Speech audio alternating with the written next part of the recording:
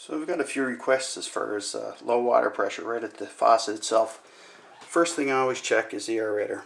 Whenever you install new faucets, one of the very first things you do before you turn them on is remove your aerator, because you could have picked up some debris in the piping underneath the sink, and you can actually purge it through your spout.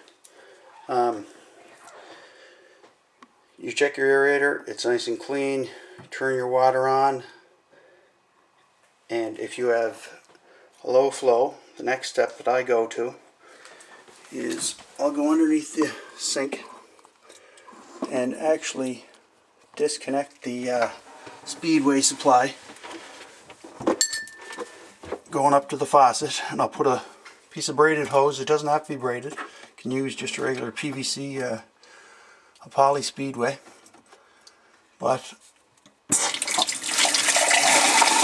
I'll check it right here, and by the look of things there's lots of water there, so more than likely the problem is in the faucet itself. There's a couple of things you can do there, but you're going to need help. Attach your hose back to, or attach your supply back to the valve. You can take your handle, remove your cartridge, and actually take a rag, put it over here, and fire your water on.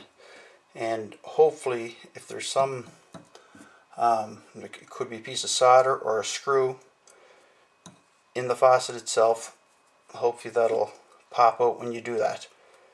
And that's about the only few things that you can check. I've taken them apart and had no luck at all. Even to, I've had lots of water here, and there'd be a plug going over to the spout, because it's only a small piece of tubing that supplies the spout itself. So those are just a few things that that could help you out as far as your low water pressure goes